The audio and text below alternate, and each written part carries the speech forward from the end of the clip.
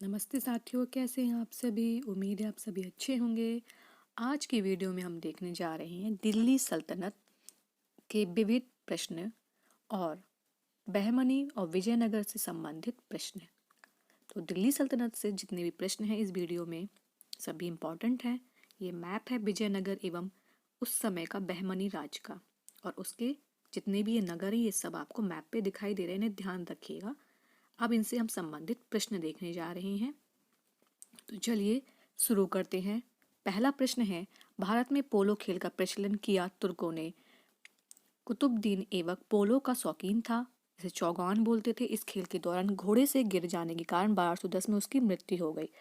अगला प्रश्न है, मैचिंग है, दीवाने रियासत विभाग की स्थापना अलाउद्दीन खिलजी ने की थी। नौरोज को बलबन ने दिल्ली दरबार में प्रचलित किया था। फिरोज तुगलक ने 5 बड़ी नहरों का निर्माण करवाया था। और अंग्रेज सर थॉमस रो मुगल शासक जहांगीर के समय भारत आया था।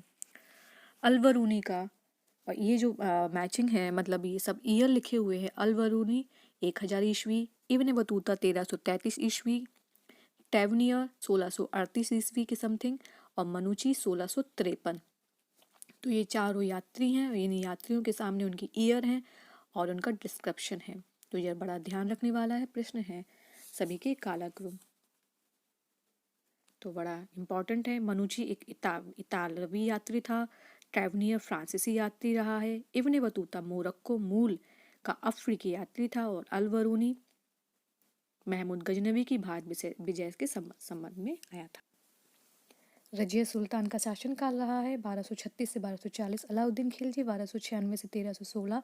शेरशाह सूरी का है 1540 से 1545। और अकबर 1556 से लेकर 1605। तो ये सब क्रम में लगाने थे। और अभी हमने इब्न बतूता, ट्रेवनियर, अलबरूनी, मनुची को क्रम से देखा है। उनकी थोड़ी सी व्याख्या देखी है, डिस्क्रिप्शन में लिखी है। आप पॉज करके भी वीडियो को देख सकते हैं, सभी इंपॉर्टेंट पॉइंट देख सकते हैं। तो ये सभी महत्वपूर्ण प्रश्न हैं दिल्ली सल्तनत के विविध। इस वीडियो को लाइक करना, शेयर करना और सब्सक्राइब करना बिल्कुल ना भूला करें। अपने जितने भी फ्रेंड सर्कल है सब में इतिहास का ये वीडियो शेयर करें। ये सभी महत्वपूर्ण प्रश्न हैं और आपकी जानकारी को बढ़ाने के लिए बहुत महत्वपूर्ण भूमिका जरूर निभाएंगे। और इस वीडियो को 2 से 3 4 बार समझा करें, तभी हर प्रश्न को समझने में आसानी होगी। अगला हम देखेंगे, हमें घटनाओं पर विचार करना है।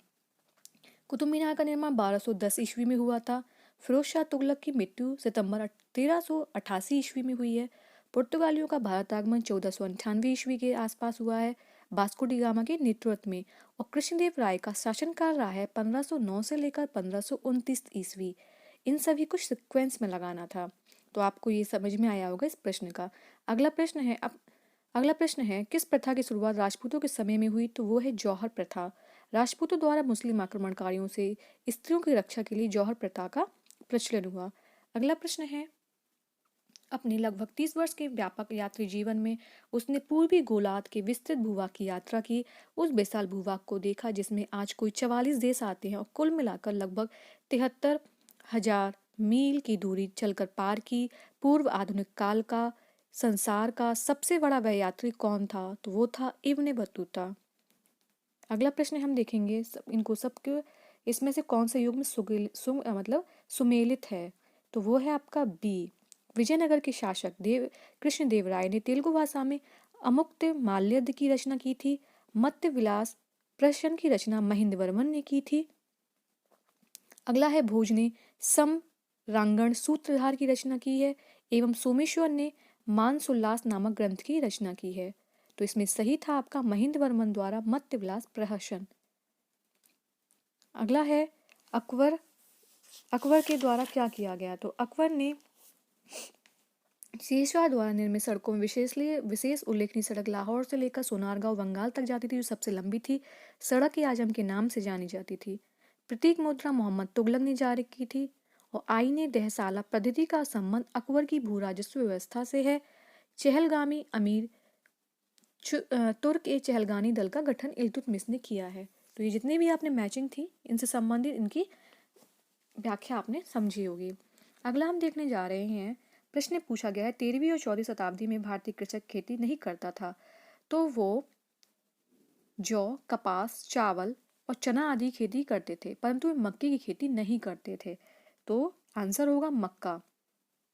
अगला हम देख रहे हैं मैचिंग। प्लासी का युद्ध का सन और तारीख याद रखिएगा।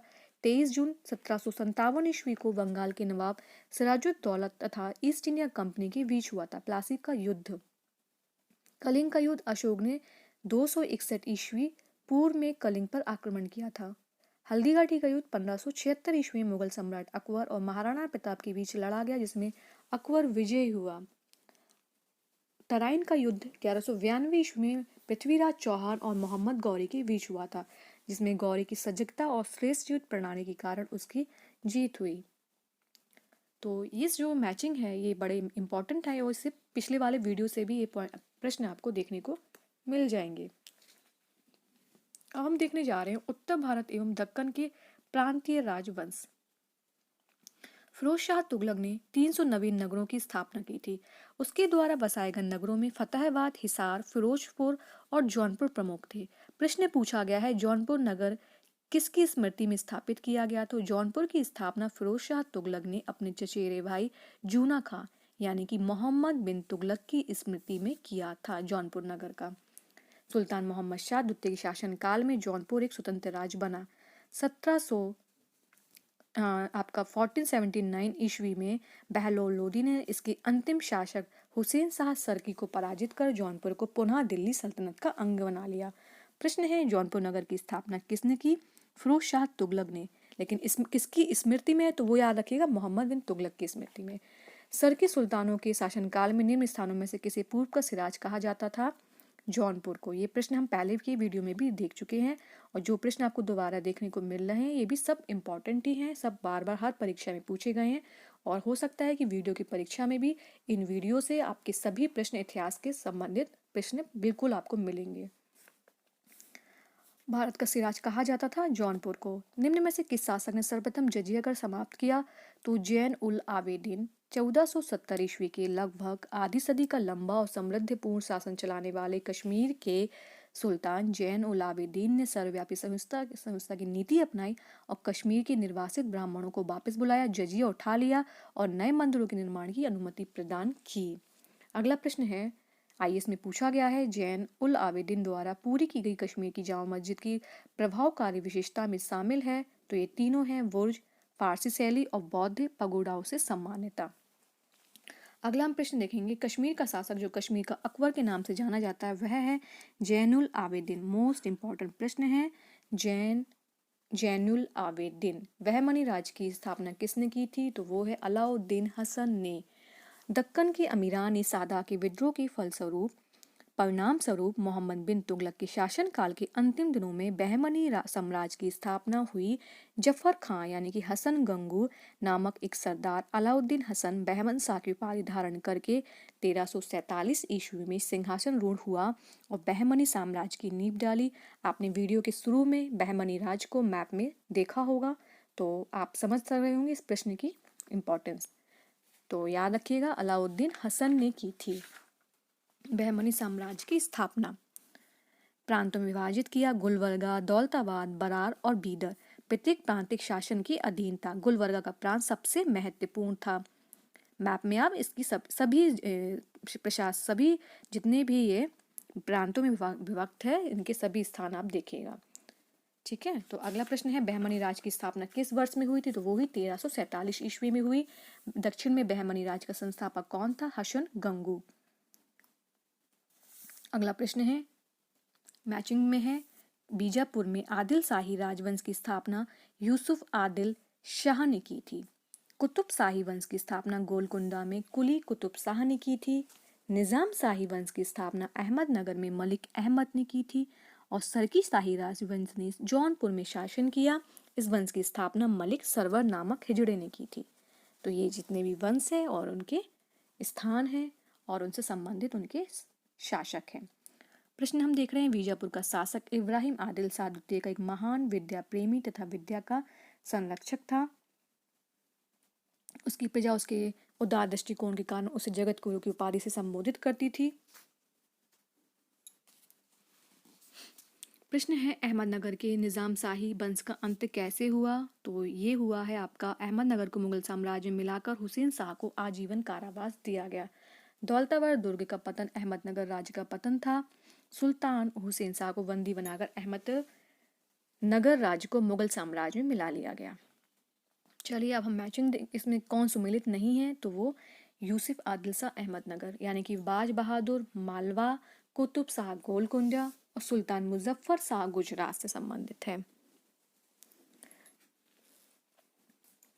ये यूसुफ आदिल शाह बीजापुर का शासक था, ना कि अहमदनगर का। ये है आपका बीजापुर से संबंधित। अगला प्रश्न, गोलकुंडा को वर्तमान में क्या कहा जाता है? हैदराबाद। बहमनी वंश की राजधानी गोलकुंडा के विस्तृत खंडहर फैले हुए हैं। फिर हम देखेंगे कौन एक सही सुमेलित है, तो होलसल द्वार समुद्र। होलसल वंश की राजधानी द्वार समुद्र थी, जबकि काकतीय वंश की राजधानी वारंगल और यादव वंश की राजधानी देवगिरी में थी।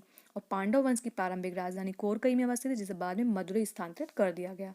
अगला प्रश्न, किस स्मारक में वह गुम्बद है जो संसार के विशालतम गुम्बदों में से एक है? गोल गुम्बद, बीजापुर। बीजापुर के मोहम्मद आदिल शाह का मकबरा गोल गुम्बद के नाम से विख्यात है। भारत के विशालतम ऐतिहासिक भवनों में शामिल है तथा यह विश्व के विशालतम गुंबदों में से एक है। इसका बृह भाग देखने से एक प्याले की भांति लगता है तथा प्रत्येक कोनों पर कंगूरों की व्यवस्था है। तो जितने भी आपने ये विजयनगर और बहमनी राज्य से संबंधित पॉइंट देखे, उनके शासक देखे, तो ये सभी बड़े महत्वपूर्ण हैं। तो इस वीडियो को ज़्यादा से ज़्यादा लाइक करें, शेयर करें और सब्सक्राइब करना ना भूला करें चैनल में, और कमेंट बॉक्स में बताना ना भूला करें ये वीडियो आपको कैसा लगा। और इसके सभी प्रश्न बार बार देखिए इस वीडियो के द्वारा, बहुत महत्वपूर्ण है। ये आपको किसी ना किसी छोटी सी परीक्षा में भी देखने को जरूर मिल जाते हैं। बहमनी राज्य से संबंधित, विजयनगर संबंधित, या आपके कश्मीर उत्तर भारत से संबंधित जरूर मिल जाते हैं। तो इस वीडियो को देखने के लिए थैंक यू सो मच।